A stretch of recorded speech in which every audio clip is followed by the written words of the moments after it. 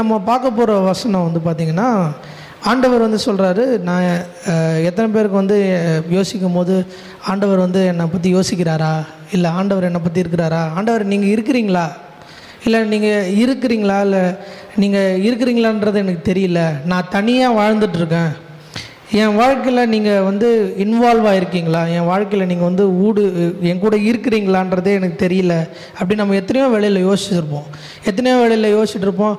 நான் மட்டும் தனியாக ஓடிட்டுருக்கேன்னு, என்னை பார்த்துக்கிறதுக்கு யாருமே இல்லை, என்னை நேசிக்கிறதுக்கு யாருமே இல்லை, என்னை பற்றி யோசிக்கணும், எனக்கு கருசனை காட்டுறதுக்கு யாருமே இல்லைன்னு யோசிச்சுட்ருக்கோம். ஆனால் ஆண்டவர் சொல்கிறாரு, ரொம்ப பியூட்டிஃபுல்லாக சொல்கிறார், ரொம்ப அழகாக சொல்கிறாரு. சங்கீதம் 8:5 வாசிச்சிங்கன்னா, நீங்கள் 8:4 வாசிங்களா, மனுஷனை நீ நினைக்கிறதற்கும் மனுஷகுமாரனே நீர் விசாரிக்கிறதற்கும் அவன் எம்மாத்திரம் என்றேன் அப்படி சொல்லி போட்டிருக்கு. தாவீது எழுதுறான் பாருங்க, மனுஷனை பற்றி நீங்கள் நினைக்கிறதுக்கு நான் எம்மாத்திரம், நான் யார் ஆண்டவரே, நான் யார், எப்போ பார்த்தாலும் என்னை யோசிச்சுட்டு இருக்கீங்க. அந்த இங்கிலீஷில் வந்து அழகாக போட்டிருக்கு, what is man that you are so mindful of him. அப்படின்னா மைண்ட்ஃபுல்ன்ற வார்த்தை பார்த்திங்கன்னா மனம் ஃபுல்லாக நிறைஞ்சிருக்கானா, என்னது மனசு ஃபுல்லாக நிறைஞ்சிருக்கிறேன், என் மனுஷனை பற்றி தான் நான் யோசிச்சுட்டு இருக்கிறேன் அப்படின்னு சொல்லி தாவீது சொல்கிறான். What is man that you are so mindful of him and son of man that you care for him அப்படின்னு போட்டிருக்கேன். மனுஷகுமாரனை நீர் விசாரிக்கிறதற்கும் அவன் எம்மாத்திரம் என்றான். நம்ம பார்த்திங்கன்னா கடவுள் பார்த்திங்கன்னா, கடவுளுக்கு வந்து இந்த மாதிரி லிமிட்டேஷன்ஸ் இல்லை. லிமிட்டேஷன்ஸ்னால் இந்த மாதிரி ஒரு கோட்பாடு கிடையாது. இப்போ மனுஷன் நடந்து போனான்னா தடுக்குனான்னா கீழே விழுறான், அது வந்து ஒரு லா ஆஃப் கிராவிட்டினா என்னென்னா, ஒரு பந்து போடுறீங்க, பந்து போட்டிங்கன்னா அது கீழே விழதான் செய்யும். அது வந்து அந்த இது பண்ண முடியாது, அதை எதிர்த்து அதால் செயல் பண்ண முடியாது. அதே மாதிரி மனுஷன் வந்து க்ரியேட் பண்ணும்போது பாருங்கள், அவனுக்குன்ற ஒரு லிமிட்டேஷன்ஸ் இல்லாமல் க்ரியேட் பண்ணப்பட்டான், அவனுக்குன்ற எந்த கோட்பாடும் கிடையாமல் படைக்கப்பட்டான். ஆதாம் காலத்தில் பார்த்திங்கன்னா அவனுக்குன்னு எந்த ஸ்டாப்பேஜும் இல்லை. அவன் நினச்ச நேரத்தில் இப்படின்னா அங்கே போய்டும், இப்படின்னா அங்கே போய்டும், அவ்வளோ கிருபையும் கனமும் கொடுத்து வச்சுருந்தாங்க. ஆனால் அந்த மனுஷன் விழுந்தப்புறம் அந்த கிருபையும் கனமும் போயிடுச்சு. இப்போ என்னென்னா சாதாரண மனுஷன் ஆகிட்டோம். நடந்து போகிறதுக்கு 1 கிலோமீட்டர் நடந்து போகிறதுக்கு 1 மணி நேரம் ஆகுது. ஒரு சில வாட்டி 1 கிலோமீட்டர் நடந்தப்புறம் என்ன ஆகுதுன்னா திருப்பி கால் வலிக்க ஆரம்பிச்சிருது, கை வலிக்குது, முதுகு வலிக்குது, குனிஞ்சு வேலை பார்க்க முடியல.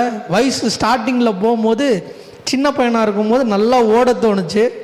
கொஞ்சம் வயசாக ஆக போன ஸ்பீடு குறைஞ்சிக்கிட்டே போகுது, கொஞ்சம் ஸ்பீடு குறைஞ்சிக்கிட்டே போகுது. முட்டி வலி, முதுகு வலி, கால் வலி, கழுத்து வலி எல்லாமே வருது இல்லையா. ஆனால் என்ன சொல்கிறார் ஆண்டவர், அந்த கிருபையும் கனமும் மனுஷனுக்கு கொடுத்துருந்தாரு, அந்த கிருபையும் கனமும் அவன் தொலைச்சிட்டான். 5வது வசனம் பார்த்தீங்கன்னா 8:5 பார்த்தீங்கன்னா, நீர் அவனை தேவர்களிலும் சற்று சிறியவனாக்கினீர், மகிமையிலும் கனத்திலும் அவனை முடிசூட்டினீர்னு போட்டிருக்கீங்க.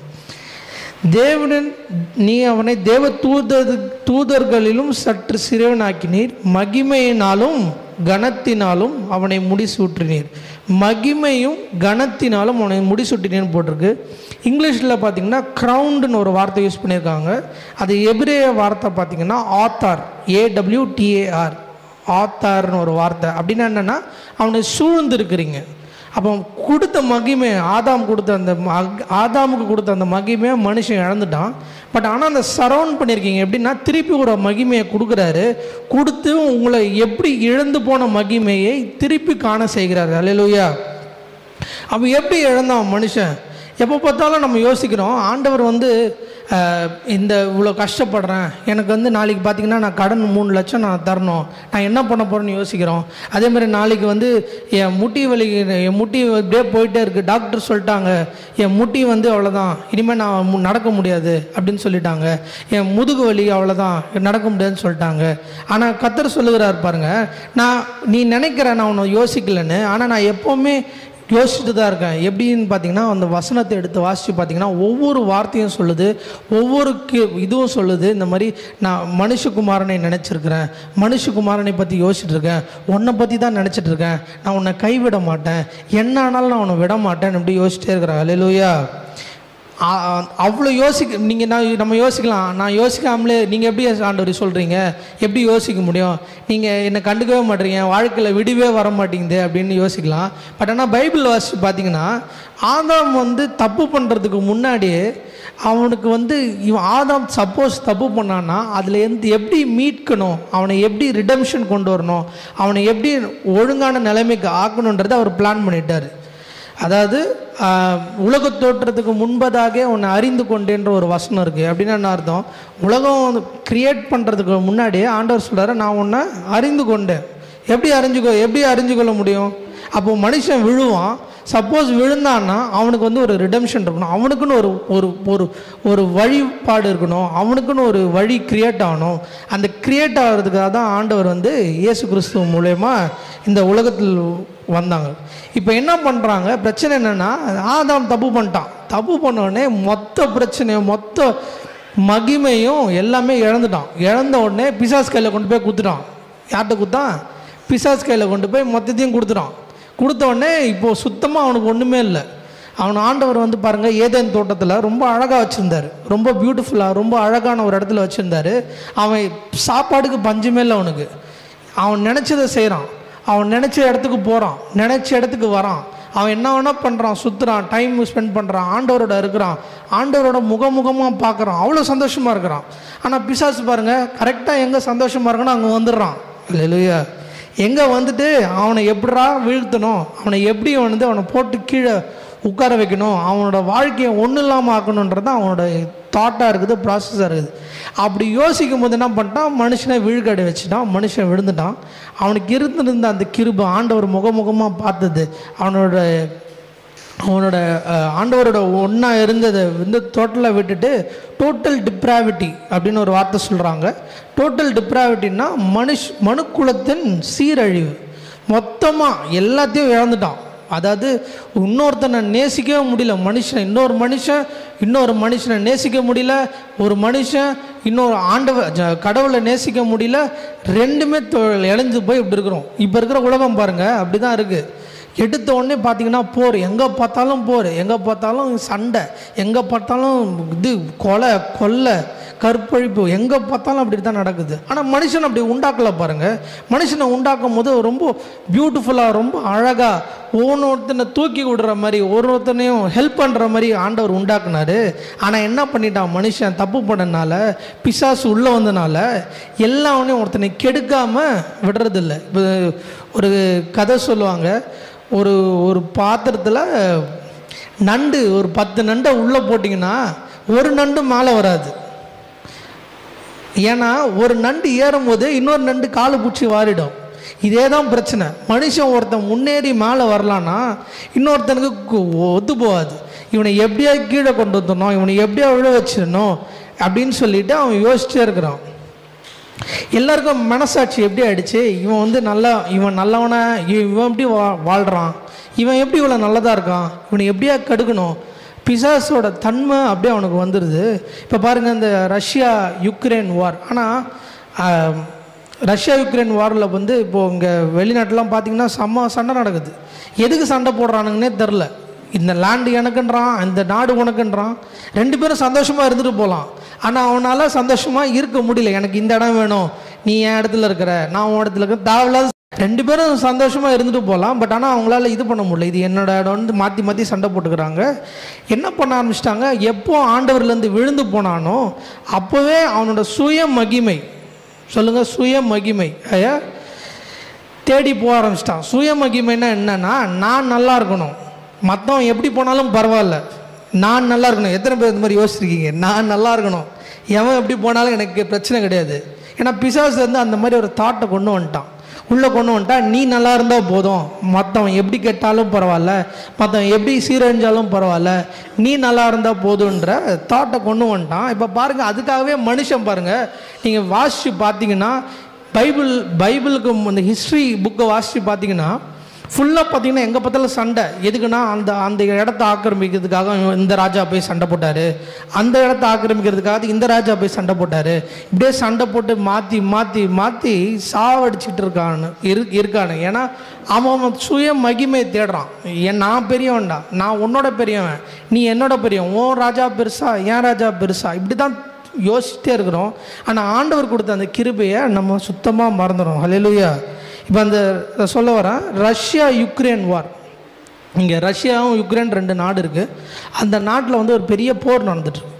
அந்த போரில் பார்த்திங்கன்னா எங்கே பார்த்தாலும் மனுஷனால் வாழ முடியல. எல்லாம் ஒன்றா ஒரு விஷயம் இருக்கணும்னு சொல்லி ஆண்டவர் உண்டாக்குனார். ஆனால் மனுஷன் என்ன பண்ணிட்டான், அதை வந்து சரியாக இருக்க முடியாது, சரியாக இது பண்ண முடியாது, சரியாக வாழ முடியாத மாதிரி ஒருத்தனையும் போட்டு சாவடிக்கணும், அவனை வந்து ஒன்றும் இல்லாமல் ஆக்கணும், அவனை வீடு இல்லாமல் பண்ணணும் அப்படின்னு சொல்லி அவனை வந்து இது பண்ணிக்கிட்டே இருக்கணும். அப்போது என்ன பண்ணாங்க, அந்த ரஷ்யா யுக்ரைன் வாரில் பாருங்கள், பாம்பு அடிக்குது. நான் ஒரு பில்டிங் சுற்றி இருக்குது. அந்த பில்டிங் சுற்றி பார்த்திங்கன்னா ஒரு வீடியோவில் பார்த்தீங்கன்னா அது தெரியுது.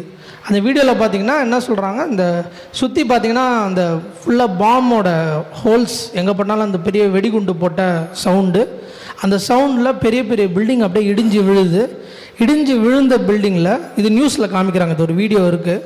அந்த இடிஞ்சு விழுந்த பில்டிங்கில் நடுவில் பார்த்திங்கன்னா ஒரு பியானோ இருக்குது. பியானோன்னா அந்த கீபோர்டு மாதிரி ஒரு பெரிய கீபோர்டு இருக்குது. அந்த கீபோர்டு வந்து பார்த்திங்கன்னா ஃபுல்லாக டஸ்ட்டும் அந்த புல்லட்லாம் மேலே கடந்துருக்குது. ஒரு மனுஷன் வரான், ஒரு வாசிக்கிற ஆள் வராங்க, அந்த டஸ்ட்டை தட்டி விடுறாரு. டஸ்ட்டை தட்டி விட்டு ஓப்பன் பண்ணி அதை வாசிச்ச பாருங்கள். அந்த பிரச்சனையில் மனுஷன் வந்து வாசிக்கிறான். அந்த மனுஷன் வந்து வாசிக்கிறான், அந்த கீபோர்டு ஆள் வந்து வாசிக்கிறான். வாசிச்சா அவ்வளோ பியூட்டிஃபுல்லாக ஒரு சவுண்டு வருது. அதுலேருந்து அவ்வளோ ஒரு அழகான ஒரு சவுண்டு வருது. அது அவ்வளோ பின்னாடியில், இந்த வீடியோவில் பின்னாடி கேட்டிங்கன்னா அந்த பாம் பிளாஸ்ட் சவுண்டும் கேட்டுட்ருக்கு. பட் ஆனால் அது மத்தியில் அவனோட மகிமை, அதாவது ஆண்டவர் எதுக்காக உண்டாக்குனாரோ அந்த உண்டாக்குன மகிமை அங்கே வெளிப்படுது. அல்லேலூயா. அது எப்படின்னா, மனுஷனை உண்டாக்கும் போது கர்த்தரை போல உண்டாக்குனாரு. வாசிங்க ஆதியாகமம் 1:26. பின்பு தேவன் நமது சாயலாகவும் நமது ரூபத்தின்படியே மனுஷனை உண்டாக்குவோமாக. போதும். நமது சாயலின்படி சொல்லுங்க, நமது சாயலின்படி நமது ரூபத்தின்படி மனுஷனை உண்டாக்குவோமாக அப்படின்னு சொல்லி ஆண்டவர் வந்து கிரியேட் பண்ணுறாரு மனுஷனை. எப்படி கிரியேட் பண்ணுறாரு, என்ன மாதிரியே இருக்கணும் மனுஷன், எனக்கு வந்து நான் எப்படி இருக்கிறேனோ அதே மாதிரி மனுஷன் இருக்கணும்னு உண்டாக்குனாரு. அந்த உண்டாக்குனதை வந்து பிசாசு வந்து எல்லாத்தையும் எடுத்துகிட்டு போயிட்டான். எல்லாத்தையும் எடுத்துகிட்டு மொத்தமாக அவனை போட்டு அவனை காலி பண்ணிட்டான். ஆனால் ஆண்டவர் கிரியேட் பண்ண அந்த மகிமை, அதாவது ஒரு மனுஷன் எப்படி இருக்கணும், எப்படி வாழணும்னு யோசின்றதை வந்து அவனால் எடுக்க முடியல. இப்போ நான் என்ன சொல்ல வரேன்னா, ஆண்டவர் கிரியேட் பண்ண அந்த ஒரு மனுஷனை வந்து எவ்வளோ பிரகாசிக்க வைக்கணும் அப்படின்ற அந்த ஒரு ஒளியோடு கிரியேட் பண்ணாரோ, அந்த இது வந்து மனுஷனால் இழக்க முடியல. ஏன்னா ஆண்டவர் கிரியேட் பண்ணுறது அதனால. என்ன தான் பிரச்சனை இருந்தாலும் பாருங்கள், என்ன தான் போராட்டம் இருந்தாலும் மனுஷன் வந்து ஆண்டவரை தேடி வரும்போது அந்த விசுவாசம், அந்த ஆண்டவர் எவ்வளோ சூழ்நிலையில் இருக்கும்போது கர்த்தரவனை இது பண்ணுறாரு. இது சொல்கிறேன் பாருங்கள்.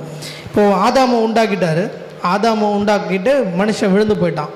விழுந்து போனோடனே 2000 வருஷம் வருது, நோவா வராரு. நோவா டைமில் பார்த்திங்கன்னா பெரிய பிரச்சனை. ஆண்டவருக்கு வந்து மனுஷனை பார்த்து வெறுப்பே உண்டாயிடுச்சு. என்னன்னா அவன் இவ்வளோ கேவலமாக இருக்கான், இவ்வளோ மோசமாக இருக்கிறான்னு சொல்லிட்டு அவனை வந்து என்ன பண்ணுறாரு, சரி இதுக்கு வந்து ஒரு வழி இல்லை, இந்த உங்களுக்கு வந்து ரிடெம்ஷன் கொடுக்கணும், இவனுக்கு வந்து மீட்பு தரணும்னா ஒரே வழி தான், இயேசு கிறிஸ்து வர்றதுக்கு ஒரே வழி தான், நோவா குடும்பத்தை மட்டும் இது பண்ணணும்னு சொல்லிட்டாரு. அந்த 2000 வருஷத்துக்குள்ளே மனுஷனோட டோட்டல் சீரழிவு, மனுஷன் டோட்டலாக எல்லாத்தையும் இழந்துட்டான். எல்லாத்தையும் எதுக்காக கிரியேட் பண்ணாங்களோ, எதுக்காக இது பண்ண வச்சாங்களோ எல்லாத்தையும் அவன் விட்டு எழுதிஞ்சிட்டான். அல்லேலூயா. அப்புறம் பார்த்தீங்கன்னா முடிச்சிட்டாங்க. நோவா கதை முடிஞ்சோடனே இது பாபேல் டவர் வருது. பாபேல் டவரில் பார்த்தீங்கன்னா திருப்பியும் பிரச்சனை, திருப்பியும் போராட்டம். அவன் எதுக்கு உண்டாக்குனானோ அதை விட்டுறான். அவன் சுக மகிமை. நான் போயிட்டு மேலே ஆதியாகமம் 11 வாசிங்கன்னா, நான் போயிட்டு மேலே ஆண்டவருக்கு நேராக ஒரு த்ரோனில் உட்காருவேன் அப்படின்னு சொல்கிறான். உடனே ஆண்டவர் என்ன பண்ணுறாரு, பாஷையை குழப்பி விட்டார். அப்புறம் போச்சு. 400 வருஷம் தாங்க, ஒரு 400 இயர்ஸ் தான் தேவை. ஒரு மனுஷன் அவனே வந்து மொத்தமாக சீரழிறதுக்கு 400 வருஷம் இருந்தால் போதும். அப்போ அந்த இது இப்படி பார்க்கும்போது அப்புறம் மனுஷன் பார்த்திங்கன்னா என்ன தான் படைக்கப்பட்டாலும் கடைசியில் அவனால் எதுவுமே அவனால் சார முடியல, எதுவுமே அவனால் செய்ய முடியல.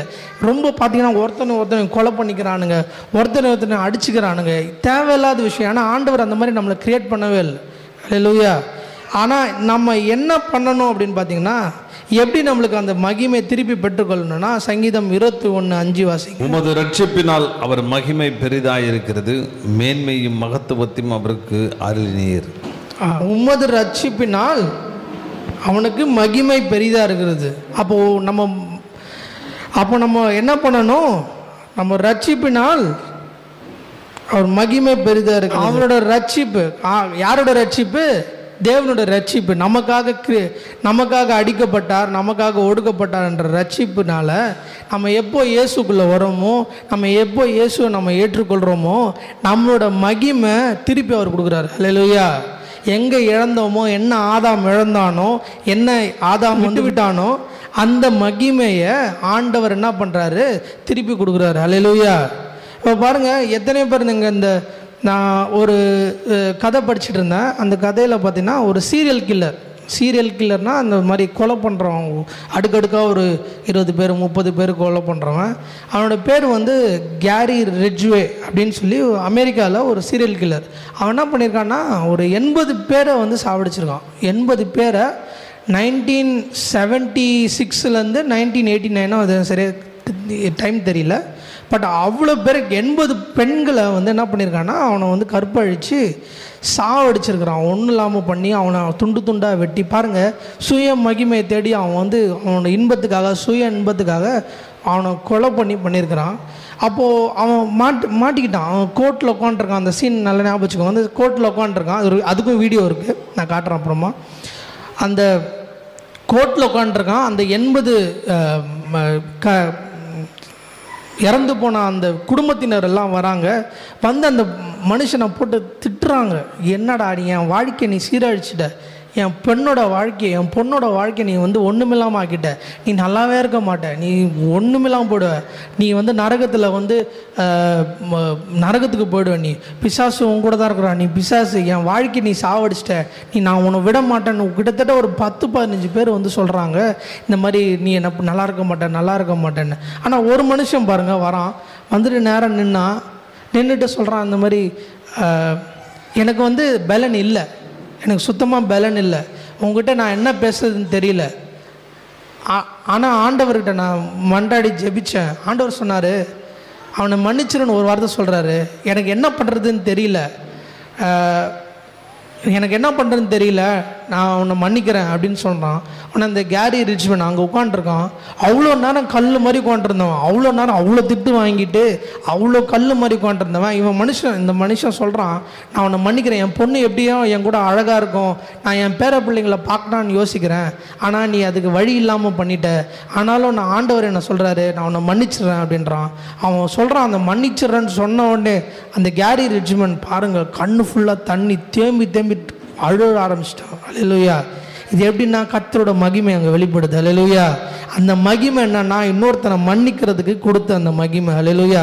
அந்த மகிமையை வெளிப்படும் போது அவன் என்ன பண்ணான், அவ்வளோ பேரை கொண்டான். அவனுக்கு ரட்சிப்பு இருக்கா, மீட்பு இருக்கான்றதெல்லாம் நம்மளுக்கு தெரியல, ஆண்டவர் என்ன நியாயம் வச்சுருக்காருன்னு தெரியல. ஆனால் அவன் சொல்கிறான், அவன் இப்போ கூட உயிரோடு தான் இருக்கிறான். ஆனால் இப்போ வந்து பார்த்திங்கன்னா, அவ்வளோ பேர் திட்டினாங்க, அவன் சரியாக இருப்பானான்னு தெரியல. ஆனால் இப்போ ஒரு கிறிஸ்துவனா சிறைச்சாலையில் இருக்கான். அல்லேலூயா. அப்போ அவனை இந்த ஜுடிஷியல் லா, அதாவது இந்த தப்புக்கு கை வெட்டி தான் ஆகணும், கால் வெட்டி தான் ஆகணுன்றது வந்து ரட்சிப்பு இல்லை. அவனை வந்து முற்றிலுமாக மாற்றுறது, அவனை சுத்தமாக இருக்கிற ஆளை அப்படியே அவனோட கிருபையினால் கொடுத்து மகிமையும் அவனை முடிசூட்டி அவனை அப்படியே மாற்றி ரொம்ப அழகாக கிரியேட் பண்ணுறது, அவனை வந்து ஒரு திருப்பி நேசிக்க வைக்கிறது. எங்கே எல்லாத்தையும் இழந்தானோ திருப்பி கொண்டு போய் நான் நேசிக்க வைக்கிறேன்றது தான் ஆண்டவர் கொடுக்குற அந்த மகிமை. ஹல்லேலூயா. அதே மாதிரி இன்னொரு கதை நான் வாசிச்சுட்டு இருக்கும்போது எனக்கு ரொம்ப மூவ் ஆயிடுச்சு. ஒரு அம்மா வந்து என்ன பண்ணுறாங்க, அவங்க பையன் வந்து 7 நாளில் ஃபோன் எடுக்கலை. 7 நாளில் ஃபோன் எடுக்கலோடனே என்ன பண்ணுறதுன்னு தெரியலன்னு சொல்லிட்டு வேறு தேசத்துக்கு போயிருந்தான் பையன். அந்த பையனை கொண்டு போய் பார்க்குறதுக்காக ஃப்ளைட் டிக்கெட் புக் பண்ணி போகிறாங்க. போனால் டோர் தட்டி பார்க்குறாங்க, டோர் திறக்கவே இல்லை. என்னடா டோர் திறக்கலன்னு சொல்லி ரொம்ப ட்ரை பண்ணாங்க. அப்புறம் போலீஸ்லாம் கூப்பிட்ருக்காங்க. போலீஸ்லாம் கூப்பிட்டு அப்புறம் ஓப்பன் பண்ணி பார்த்தா பையன் வந்து தலை கூப்புற விழுந்து காலில் ஊசி குத்திட்டு இறந்து போயிருக்கிறான். 7 நாளாக அப்படியே கடந்துருக்கிறான். அது யாருக்குமே தெரியல, என்னன்னே தெரில. என்னென்னா ஃபென்டனில் ஓவர்டோஸ். ஃபென்டனில் ஓவர்டோஸ்னால் போதை மாத்திரை, அந்த போதை பொருளில் வந்து அவன் இது பண்ணி உள்ளே ஏற்றி இறந்துட்டான். தலை கூப்புற விழுந்து இறந்துருக்கிறான். உடனே இந்த அம்மாவுக்கு வந்து பார்த்திங்கன்னா சாதாரணமாக தாய்மார்களுக்கு தெரியும் என்ன கஷ்டமாக இருக்கும். சொந்த பிள்ளை இறக்கிறது வந்து எவ்வளோ கஷ்டமான விஷயன்றது எல்லாருக்கும் தெரியும். ரிசர்ச்சில் சொல்கிறாங்க, மனுஷனோட ரொம்ப பெயின்ஃபுல்லான எக்ஸ்பீரியன்ஸஸில் ரொம்ப வலி ஜாஸ்தியாக இருக்கிற எக்ஸ்பீரியன்ஸ் எது அவனால் மனுஷனால் கொள்ளவே முடியாது என்ற எக்ஸ்பீரியன்ஸை பார்த்திங்கன்னா பிள்ளையை இழக்கிறது தான் வந்து ஃபஸ்ட்டு இதில் இருக்குது. எவ்வளோ கஷ்டம் அது ஒரு மனுஷனால் ஏற்றுக்கொள்ள முடியல. பாருங்கள், அந்த தாய்மார் போய் பார்க்குறாங்க, அவன் பையன் முகம் கூப்புற விழுந்து ஊசி குத்திரி இறந்து போயிட்டான், அவங்களால எதுவுமே பண்ண முடியல. அதை தாய்மார் சொல்கிறாங்க, இந்த மாதிரி எனக்கு என்ன பண்ணுன்னு தெரியல, நான் ஆண்டவரை நான் பற்றி கொண்டேன், எனக்கு வந்து எப்படி நான் என்ன தப்பு சொல்கிறதா இல்லை மனுஷனை தப்பு சொல்கிறதா இல்லை நான் சரியாக பார்த்துக்கலையான்றது தெரியலன்னு சொல்லிட்டு இருக்கும்போது ஒரு 3 வருஷம் ஆச்சு அவங்களுக்கு வெளில வர்றதுக்கு. 3-4 வருஷம் எனக்கு என் பையனை ஊற்றி வெளில வர்றதுக்கு, அந்த தாட்லேருந்து வெளில வர்றதுக்கு. அப்படியே யோசிச்சுட்டு இருக்கும்போது திடீர்னு பார்த்திங்கன்னா அவங்க புருஷன் வந்து ஹார்ட் அட்டாக்கில் கார் ஆக்சிடெண்ட்டில் இறந்து போயிட்டார். இப்போ நினச்சி பாருங்கள், ஒரு மனுஷன் எவ்வளோ தான் பிரச்சனையை சந்திக்கிறது, எவ்வளோ போராட்டத்தை தான் சந்திக்கிறது, எவ்வளோ தான் ஒரு மனுஷனால் முடியல ஆண்டவர், என்னால் சுத்தமாக முடியல அப்படின்னு சொல்லிட்டு ஆண்டவர்கிட்ட போய் அவன் மன்றாடி ஜெபிக்கிறா. ஆண்டவர் சொல்கிறாரு, நான் உன்னை நேசிக்கிறேம்மா, எனக்கு தெரியல நான் உன்னை நேசிக்கிறேன்ட்டு சொன்னார். அப்போது அந்த பெண் சொல்கிறா, நான் எங்கே இருக்கிறேன்னா என்ன பண்ணுறேன்னு எனக்கு தெரில ஆண்டவரே, எது கரெக்டு எது தப்புன்னு தெரில, ஆனால் உங்கள் மகிமை எனக்கு கொடுங்க, அந்த மகிமையில் நான் வாழ்ந்தால் மட்டும் போதும்னு சொல்கிறா. அவள் சாட்சி எழுதுகிறா, நான் முன்னாடி எவ்வளோ கஷ்டப்பட்டேன், எவ்வளோ பிரச்சனையில் இருக்கிறேன், ஆனால் ஆண்டவரை விசுவாசிக்கும் போது, ஆண்டவரோட இருக்கும்போது அவர் மகிமை எனக்கு கொடுத்த உடனே என்னோட விசுவாசம் வந்து அதில் க்ரியேட் ஆகுது. நான் என்ன பண்ண போகிறேன்னு எனக்கு தெரியலங்க, பட் இருந்தாலும் ஆண்டவரை நான் மொத்தமாக விசுவாசிக்கிறேன் அப்படின்ட்டு சொல்லியிருக்கா. அப்போ அந்த மகிமை பாருங்கள், ஆண்டவர் கொடுக்குற அந்த மகிமை ஒரு மனுஷனை வந்து நேசிக்க வைக்குது, ஒரு மனுஷனை வந்து சூழ்ந்துருக்கிறது. ஒரு மனுஷன் கூட இருக்கிறதுனால அவன் என்ன பண்ணாலும் என்ன செஞ்சாலும் அவன் ஆண்டவரை விட்டு விட மாட்டான். அதே போல் நம்ம மகிமை இழந்துட்டோம். அல்லேலூயா. நம்ம மகிமை சுத்தமாக இழந்துட்டோம். ஆண்டவரை தேடி வந்தோம், ஆண்டவரை நாடி வந்தோம், கடைசியில் நம்ம அந்த மகிமை இல்லாதனால ஆண்டவரை விட்டு விட்டோம். அப்போ நீங்கள் எவ்வளோ பிரச்சனையில் இருக்கும்போது நீங்கள் என்ன சொல்லணும், ஆண்டவரை உங்கள் மகிமை எனக்கு தாங்க, உங்கள் கிருபை எனக்கு தாங்க, உங்கள் தயவு எனக்கு தாங்க.